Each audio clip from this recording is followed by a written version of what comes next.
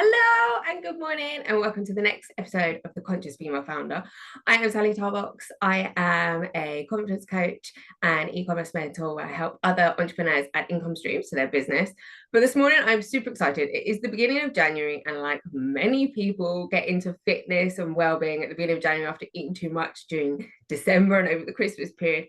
But then equally at the same time, I think it's a real great time when people sit down and start thinking about what they want to achieve for their year ahead, and if they've got business goals or aims or ambitions, and what that kind of looks like. So I am super excited to be sat down with Emma today. She is a PT turned bodybuilder turned business coach, and also got qualifications in NLP. So I'm super excited because you can literally, I feel like, cover everything here. Like for the beginning of the year, for January, I feel like you can tick all the boxes. But that's obviously me introducing you. So I'll give you a second to just to introduce yourself and maybe give us a bit of a backstory of where you came from and what it is that you're doing at the moment, who you're helping. Yeah, sure.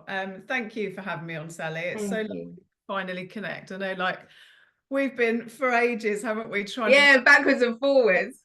we're like, we've actually done it at the right time. It's January. Oh, it's brilliant time. It's perfect. Yeah. So, yeah, gosh, where do I start? So currently at the moment, I'm running a small gym chain as well as doing my personal training. I've got a nice little group of ladies that I regularly train. Yeah. And I also am going down the mentoring route basically. And that's obviously something I'm working hard on at the moment with Yeah. some really great clients. So basically, fitness, wellness, that time, anyone that's looking to build their business in that, that's basically what I'm mentoring people in at the moment. But rewind, Yeah. I was so basically, I mean, I've always been into fitness. Yeah. So fitness has been a massive thing in my life. Like from the age of 5, I used to do running competitions with my dad, and it's always been there. Like fitness has always been there. But I think like from the sort of like era that I came from, like fitness wasn't really a job, it was a hobby. Yes. I Yeah. never thought that I would work in fitness. It wasn't even like I just didn't think it was possible, I suppose, Yeah. because there wasn't as many gyms back. Like I'm 44 now. There wasn't as many gyms then. Yeah. I didn't see any females in No, gosh. go to a gym when it like in my early 20s, didn't see a single female unless they were teaching a dance class Mm-hmm. or an exercise to music, but actually working in a gym, didn't see any females. So it kind of was never on my radar to get into fitness as a business, although the thought process was always there that, oh, that would be an amazing thing to Thing do. to But do.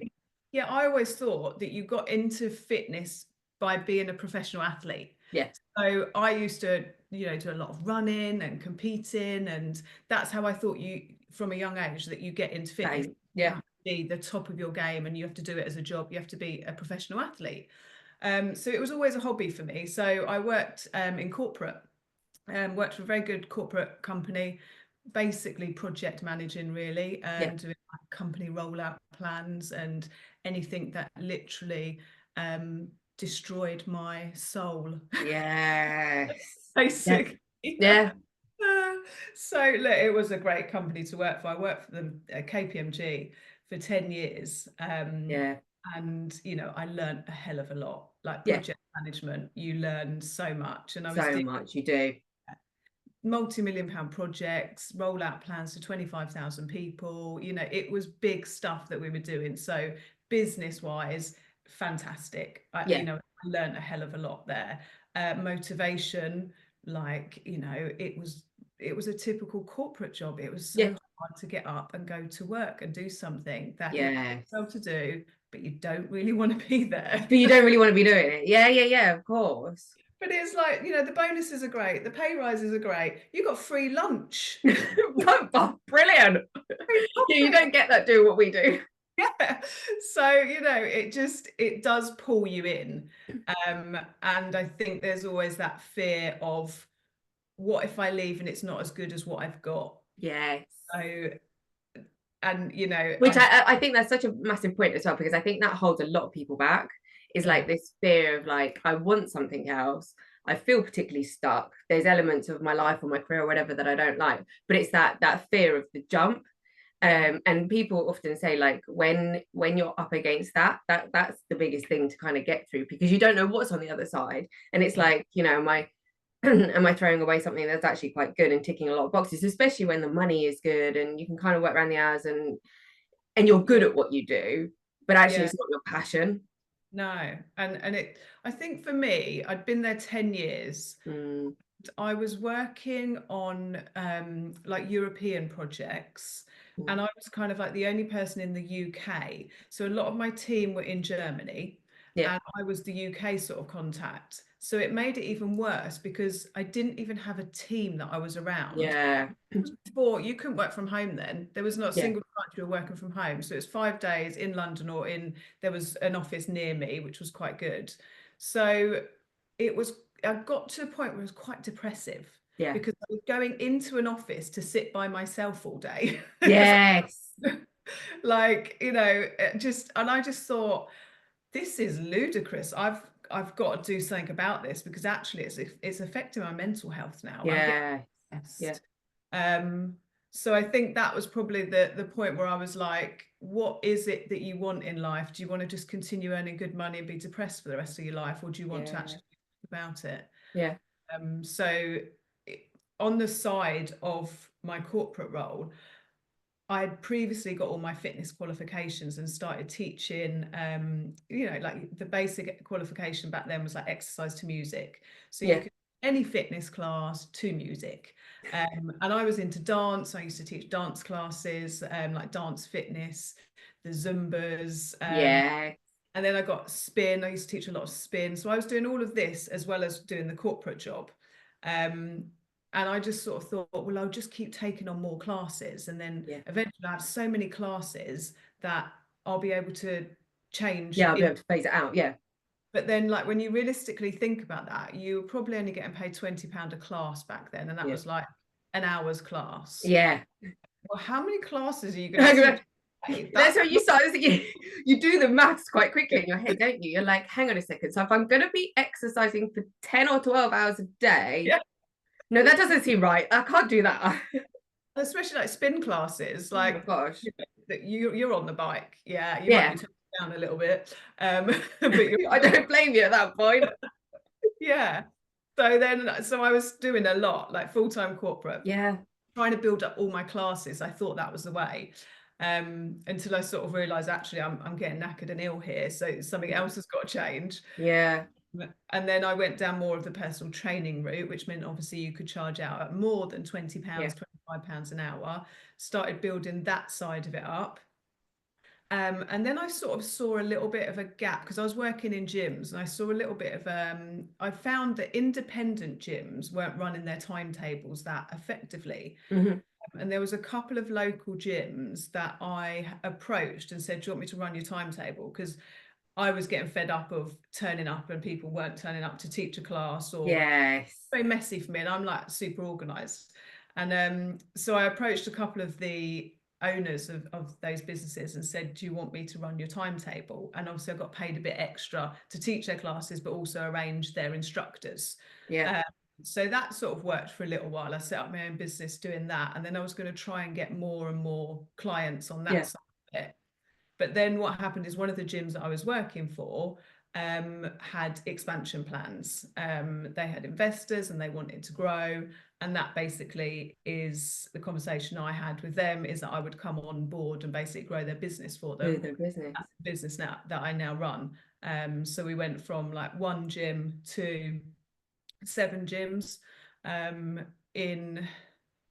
well, I've been there 12 years, but we obviously reached up to COVID. That was a big point for gyms. So we were roughly opening a gym a year up to that point. And then obviously that put a little bit of a stop to everything, really. It did. We were surviving. So it was a whole different business plan. Just getting through COVID, because landlords still wanted their money, and, you know, money. And there was nothing coming in, so, you know, we had to think of what to do on that front, various things, but the businesses survived. Good. So yeah, so we continued to grow that, and then that's led on to me now helping other people in the industry, because I've worked with personal trainers for years, Yes. and out of gyms, working with freelancers. But when I run in the gyms, I'm actively helping Yeah. people build their business, because how it works in a lot of gyms is personal trainers are freelancers. Yeah, they are. Yeah. Yeah, so they're not employed by the company, so they kind of need a business plan, if they're savvy, to get going and to build their business on the premises of another business, basically. So I was finding that I was naturally helping those people. Anyway. And then, like I would bump into people that had small businesses, and probably like you're like, oh well, have you tried this, have you tried that? Yes. Yeah, you do, don't you? You start bouncing ideas around. Yeah. And then I was finding that people were going, oh, ask Emma, she'll be able to help you. So I kind of sort of was in this world of where I was giving out all this free advice Yes. and helping people. They're doing really well. And I was like, I think I need to turn this into a To a business. business model. Yeah, yeah. And that's the route I went down, is building a business, a model basically for health, fitness, wellness providers. And I work with a lot of personal trainers, but I actually, so I never wanted to be that business, that mentor that said, this is the model, this is how you Yes. sales funnel, this is how you create your this or that, or your offers, it has to be this, and this is the steps you take, and that's how you get 5, 10, 20k months. Yeah. Wanted it to very much be, you're the creative, so what do you want your business to be? Like the fitness business, there's so much you can do in it, There's so huge amounts you do. yeah. So I didn't want to be that person to say, this is a personal trainer's model, follow that. So my program is a 6-month program, and it very much is almost like, these are the fundamentals that you need to get right. Once you've got that, you build whatever it is that your business wants to be. Yes. So I therefore haven't like massively advertised it as that, but I think it's more like what you put out comes back to you. Yeah, definitely. And I think, do you know what? I think that the amazing thing about doing that as well, in your particular industry, but in quite a lot of industries, is the fact that then it gives the person that you're coaching the fluidity to be able to pivot around different things. So it's kind of like, then it's nice because you can try different things, or you can roll with something for so long, and then if it doesn't quite become your passion within your business anymore, you've still got the fundamentals to be able to then go and try something else, which is so key. Yeah, massively. And also I think it builds stronger business owners, because Yes. you're not just following this linear, I do Yeah. this, and then I get that, oh, it's worked. Yeah. You try different things, and you're going, oh, actually, I want to, like my ladies, I'm going to include a retreat in this. I'm going to do a fitness day. I'm going to do a yoga and prosecco evening. I love these. Like all these amazing things they're doing, because they want their businesses to be fun. Yeah. And it isn't, and therefore if that doesn't work, we find a solution. Yes. If they used a venue that they wouldn't try again, it just helps them build better businesses, and they're a better business owner because they're more resilient. Yes. I was literally about to say that. Yeah. It's I guess it's a case of kind of teaching them risk, that it's okay to take risk, because within risk you then create fun. And okay, you know what, sometimes things don't work, that's okay, we just need to take back a few steps and work out why. But by doing that, people will be more invested within their business because it's fun. Then it's not, like you said, like this linear approach of, right, I've got to do XYZ, oh, and then I get the result. I'm getting this bored of this. Oh, I'm going to give up on this one. You know what I mean? Whereas this becomes so much more fun. And that's when then you get these much more established business owners. Yeah. And I've got, like there tends to be sort of like this like process for personal trainers in the industry, that you either do online or you do face to face. Yeah. Or you start with working in a gym, and then you get so bored of working on the gym floor that you build an online business. Yeah. And I'm like, but did you not get into training because you like being face to face with Yeah. people? You like being creative and creating classes or work. And like that for me is why a lot of people have got into fitness, because they're into fitness themselves as well. Yes. Yeah.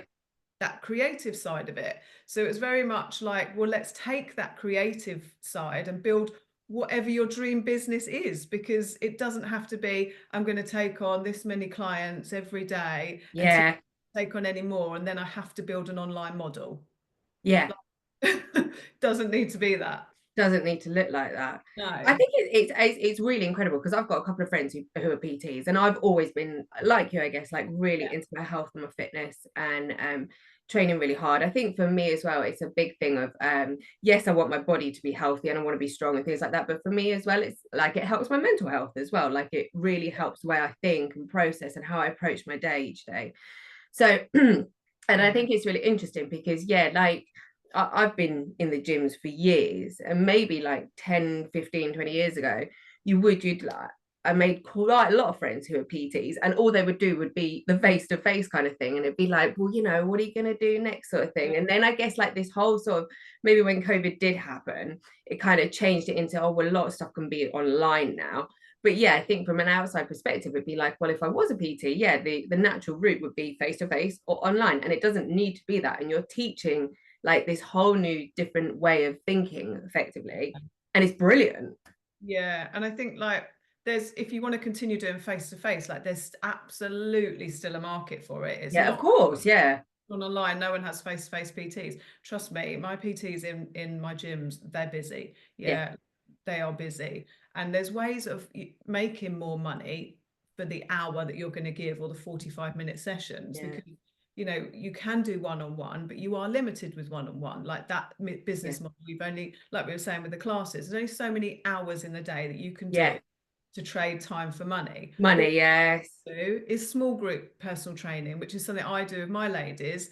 So I get 4 of them together, sometimes 5. They all have a 45-minute session with me in one session. So then, you know, you've got 5 people paying you instead of 1 for one session. Yes. So Yeah. Yeah.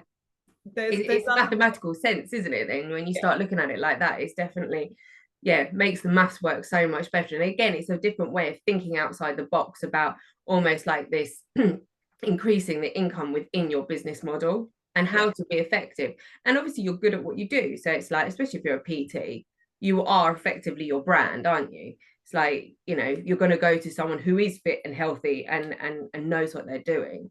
Just to like, I guess, take it back a few paces, because obviously you have achieved, was it what professional athlete status? yeah. Yeah, so That's massive. Like I like going to the gym, and I've trained a lot over the years. yeah. But to do that, that's incredible. And obviously, you did you compete in bodybuilding competitions as well? So natural bodybuilding, the biggest natural federation in the UK, basically. I competed. So I basically started lifting more weights rather than doing I was more of like a cardio and class. Yeah, yeah. And I used to run a lot when I was younger, but as I got older, I started lifting more weights. And then I started thinking like, oh, I quite like that shape. Like, oh, that's quite good. Yeah. You start noticing, don't you, change? It's like, oh, my legs are really like, yeah. So it just started from that. And then I went to watch a bodybuilding show and thought, oh my God, that's so amazing. So Yeah. I'm going to do that. And within 6 months from watching that show, I was up on stage. Yeah. It was just a small one to start with. It wasn't really a big federation, but it was just you know, one of these ones that churns everyone in onto stage. Yeah. Like there's thousands, they're just some money making. Out you go, in you go. Yeah. Off on stage, off you go. It's one of those. But you know, it was just I was trying the diet, which I didn't know anything about at the time. And just sort of dipping my toe in the water, I guess. And then from that, I really enjoyed it. I came 3rd in that. And I thought, oh, I could definitely like do better.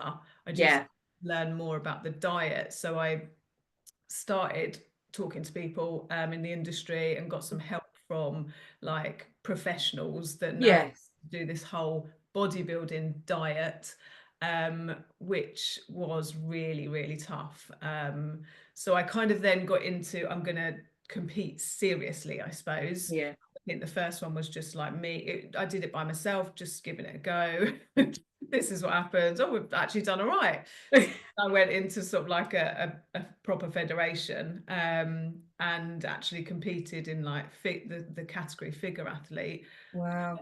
And where you're measured on muscle symmetry and definition. So Yeah. it's not massively about size, but obviously you do need muscle mass. Yeah.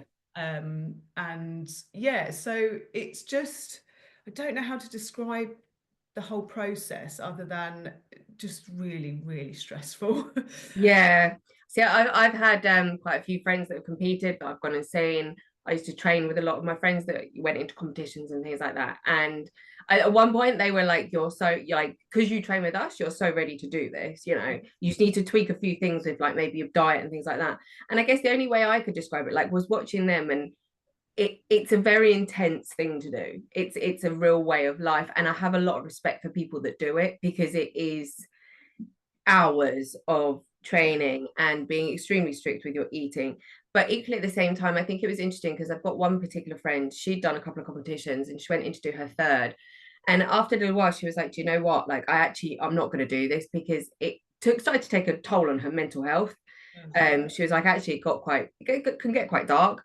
So I have huge respect for people that do it. It's something quite incredible. Yeah, it was so like when I look back, I think I don't know how I did it, because at the time I was also changing jobs. So I was leaving the corporate and going into the fitness, like running, Whoa. and I was competing at the same time. And so I was getting up in the morning, doing hours of cardio, then throughout the day, very specific timed meals at Yes. Yeah. that time to make sure your metabolism is burning as high as it possibly can. So you're burning fat all the time. Yeah. Eating is like quite a science between the times that you're eating and what you're eating. Yeah. So that you are making sure that it's ultimate fat burning all the time. Then you're training weights, and then you're also later on in the evening doing more hours of cardio to burn more fat. Yeah. Yeah. Then you start, and then you do it again. So and this food is obviously all just mega clean eating, making sure you're getting the Yeah. right proteins, carbs at the right times, and all of that. So it's very strict. If you want to, like, the thing is with me, if I'm going to do something, I'm going to do it, whatever Yeah. I, Yeah. Yeah. like, to be 110%. So I was doing it properly, and you just get more. So you start off and you think, oh, okay, a little bit of a boring diet, but I can cope, it's fine. Then you keep going, and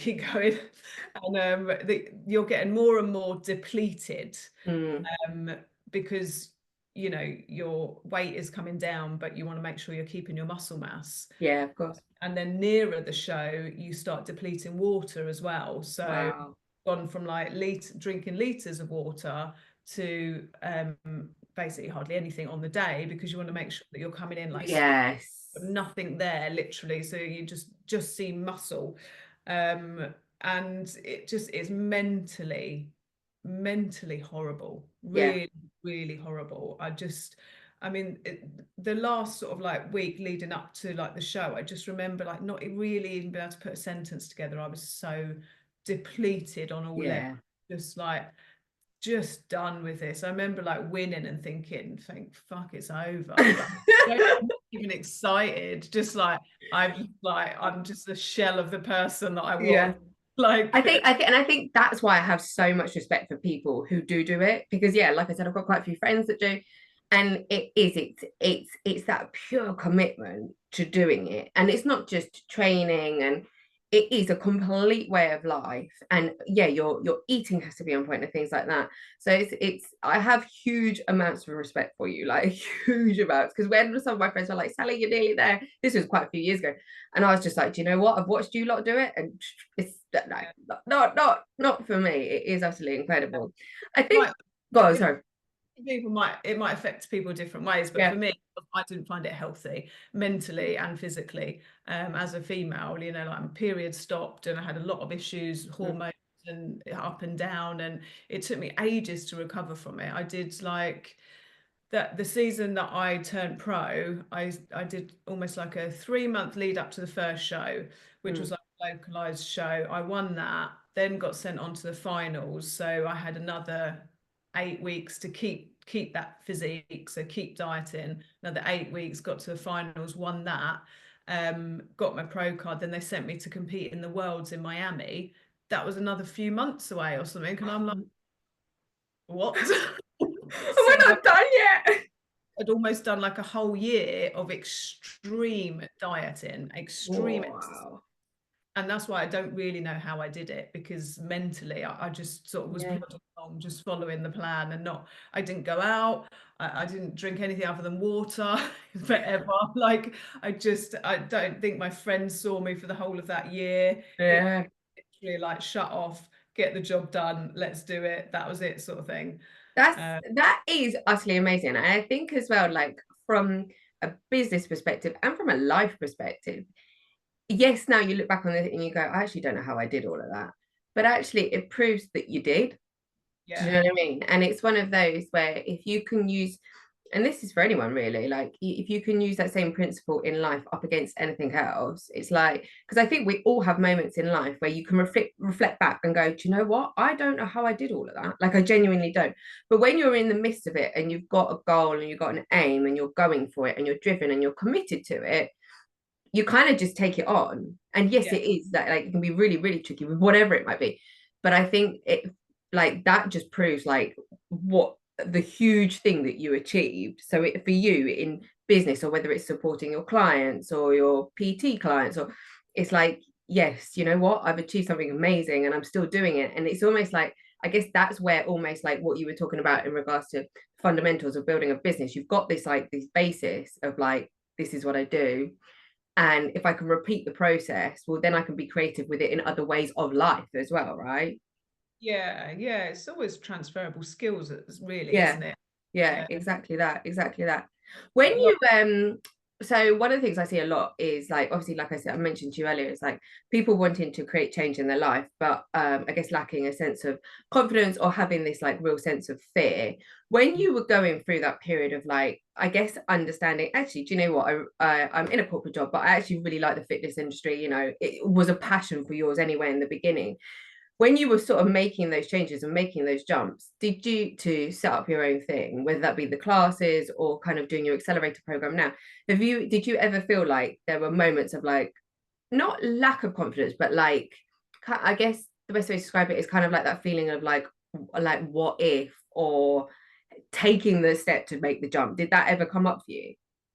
Yeah, I think that's why I got into it part-time first, because Mm. like the safe way to do it, isn't it? Yeah, it takes longer, but yeah. Yeah, you can try it, and if it Yeah. doesn't, you've still got this safe corporate job behind you. So I think that's why I started just teaching the classes and building that up and getting into gyms and finding, I'm okay in that environment. Mm. Could I go into it full time? It's almost like just sort of trying everything first before jumping straight in. But yeah, I think the reason I didn't start personal training to start with, and I was more confident teaching the classes, because I didn't feel good enough to be a personal trainer. So, Yeah.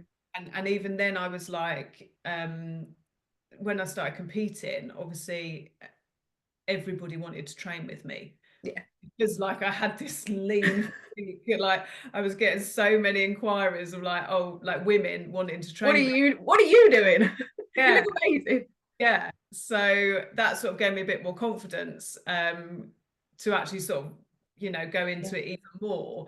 But I Mm. think, yeah, massively lacked confidence in that whole gym industry, because Mm. I think also quite male dominated as Yeah, well. they can be. Like even now it is like the majority of all my staff in all my gyms are Mm. male. Yeah. There's just not many females that seem to go into working in gyms. um but yeah, so it definitely was like scared. Yeah. Scared, Yeah. and just, but I think with like, possibly like, I think you're probably the same, that if you, I'm quite good at pushing myself. Yeah. So if I know I want to achieve something, Yeah. I'm not going to let anyone get in my way. Yeah. It is. It's It's exactly like, that. And I think as well, like you touched on a little while ago, it's like, yes, you were in a very good corporate job, but equally at the same time, there was an element of it kind of soul destroying you to a certain degree, just because of the way it was particularly set up. Um, so it's like when you then clock what actually does light you up or what does fire you up and gives you a passion, And then you kind of have also this other side of your personality where it's like, I want that. And I reckon I can do that. And I'm willing to give it 100% of my time and my energy.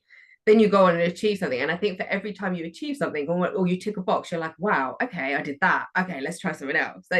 So yeah, I think when you're super focused on your goal or your outcome, and you've also got this feeling behind you at the back, which is an uncomfortable sense, it can drive you forward, and you can always use that as a bit of a superpower to keep you super focused.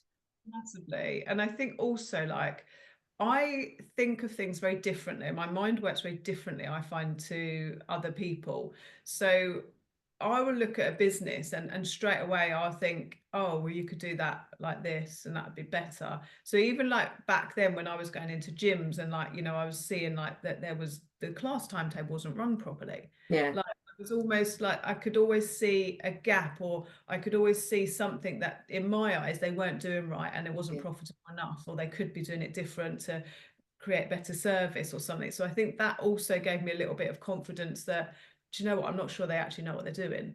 Yeah. Like, Yeah. Yeah, actually, which is really interesting as well, because I think a lot of entrepreneurs have this about them where it's like everybody's got a problem. Like everybody's got a problem. Everyone on this planet has got a problem. But actually, it's working out that you're the person that might have a solution to someone else's problem. And just having that kind of like that sense of like, have you just thought about it a bit differently? And that's where, like with your accelerator program and what you're doing with your coaching clients will be amazing, because they might be struggling in one area and you can just look at it a little differently and be like, well, let's just try that. But then equally at the same time, you've got the experience behind you to back you to be like, well, I've done it for so many years, I reckon this might work for you. So it's yeah, it is utterly incredible. I mean, some of the like coaching clients that you're working with at the moment, I know you told me really briefly about this, that you've got one lady that's doing prosecco and yoga evenings. This sounds amazing. I'd like to know where I can sign up for this. Yeah, she just does a lot of classes, bless her, and she does them really well. And there was this option for this venue that's come up that she can do something slightly different in. So we were kind of running through some ideas of like yoga beats type classes, and you know, we even discussed drum and bass yoga. Oh, love that. I know. Old school drum and bass yoga, that'd be wicked. Yeah.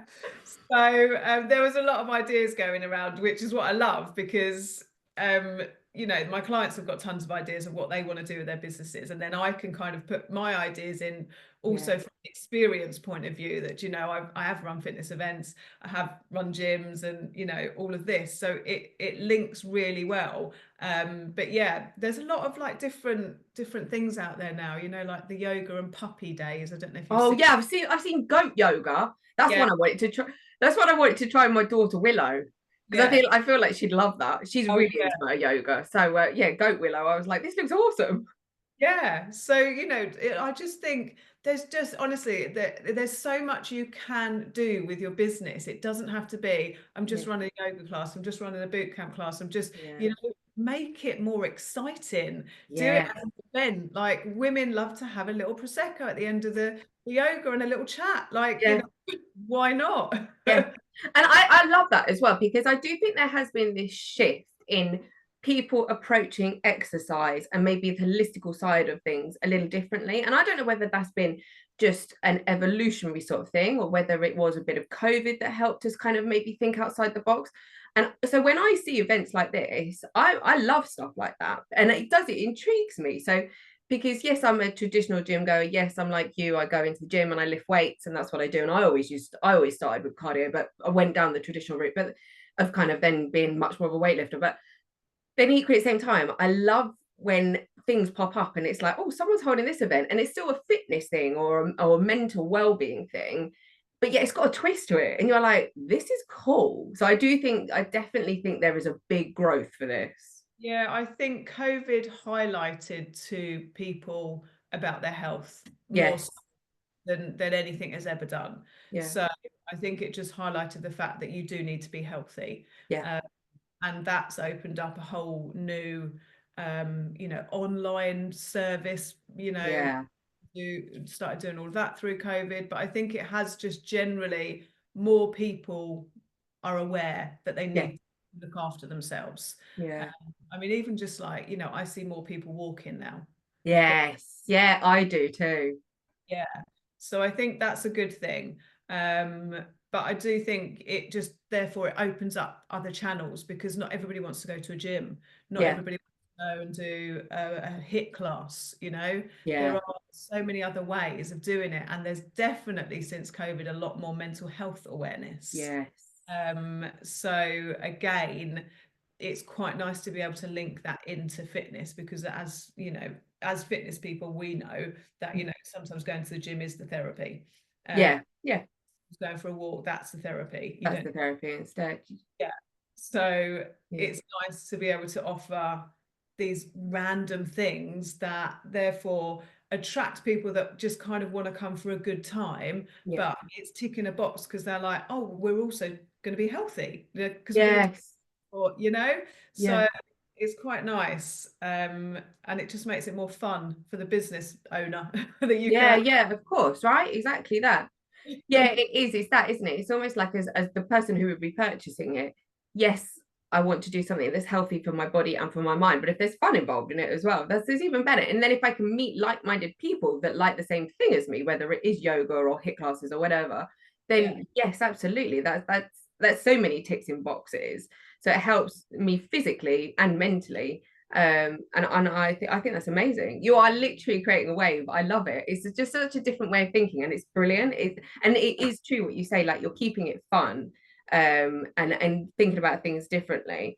So obviously, yeah, so you've got your PT clients, you've got your gyms, you've got your coaching clients. What is on the goals list or on the agenda for 2025? I was about to say 2024. I was like, that's wrong. 2025. It's weird, isn't it? So I know. I think for me, it's building my accelerator program, because that I absolutely love. And that is like my support program. Yeah. So I would like to get more people in fitness together. Uh, Yeah. I run like I'm trying to run like an online event every month at the moment, giving a little bit of training for people that want to build a health, fitness, wellness business. But also my main focus is actually getting business owners together, because I think there's just so Yes. much power in Yeah. just being in the room with people that have experienced what you're going through or haven't experienced, and you can share. We can Yes. That's so powerful. yeah, there's just so, and I feel that that is almost missing in that connection of health and wellness Mm. for business owners. I feel like there should be more, let's get together in a very nice, non-egotistical, Yeah. competitive, you know, just a nice environment. We're just going to Yeah. get together and help each other. Yeah. Sometimes the fitness industry can be a little bit narcissistic. Everyone, you know, because it is a vanity thing for some people, Yeah. Yeah. be competitive.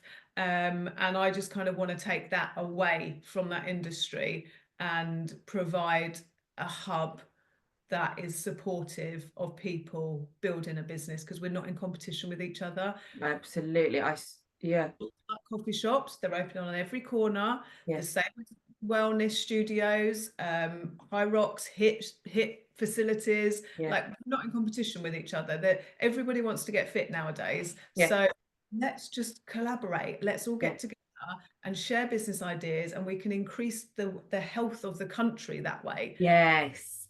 Yeah, you can do it on a it's so true. You can do it on a much bigger scale. And I think, yeah, definitely when you take this element of competition against each other out, actually then it becomes a really nice space to be, a nice place to be, because you'll come up against things that someone else has managed to tackle or that's got an idea or a thought for. So then for you to create this safe space is amazing. It's definitely I love that. And I turn to a lot of my business besties and I'm pulling my hair out about all kinds of things, but I don't look at them in the sense of competition.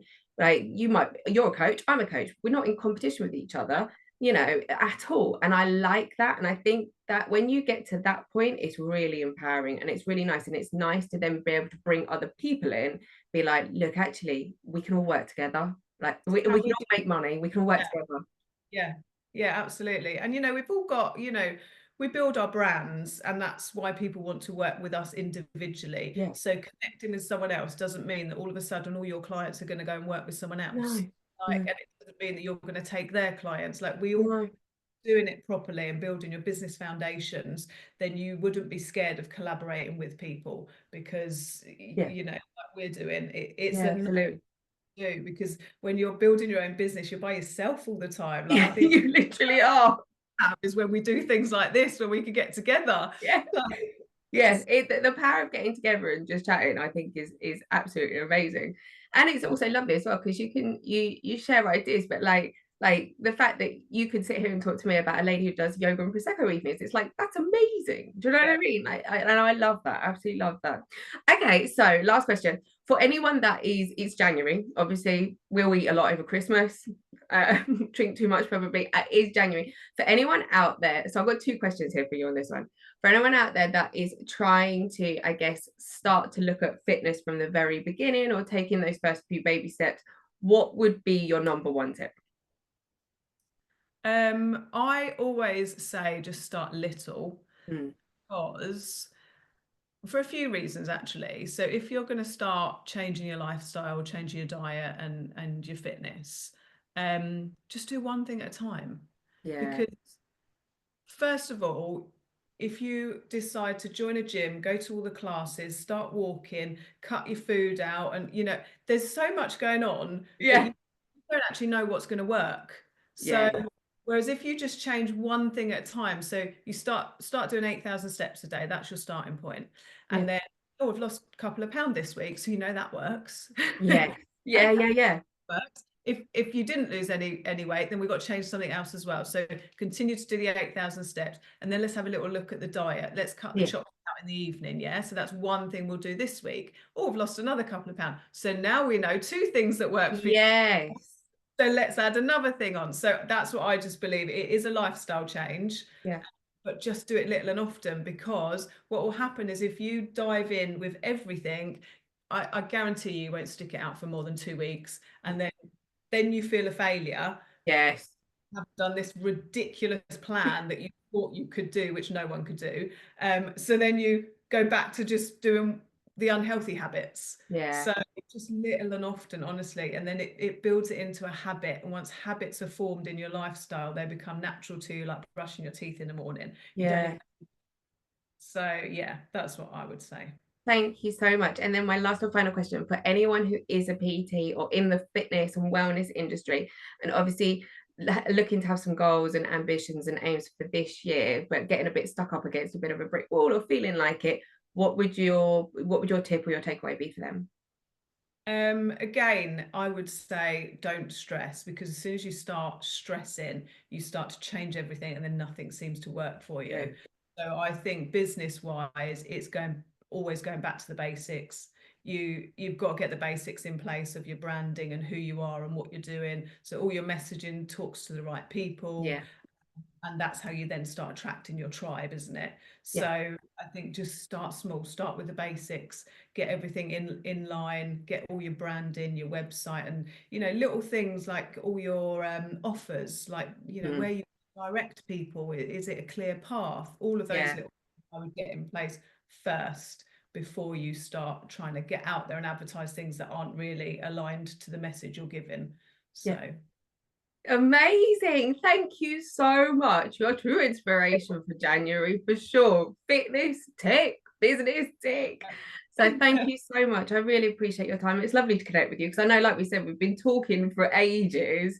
And I just love what you're doing and the message you're making. And obviously this whole kind of like idea of like making everybody successful and think differently in business, but equally healthy and happy in their lives as well. It has such a huge impact. So thank you so much. It's been really lovely catching up with you. Thank you, my darling. Take care. See you later. Bye.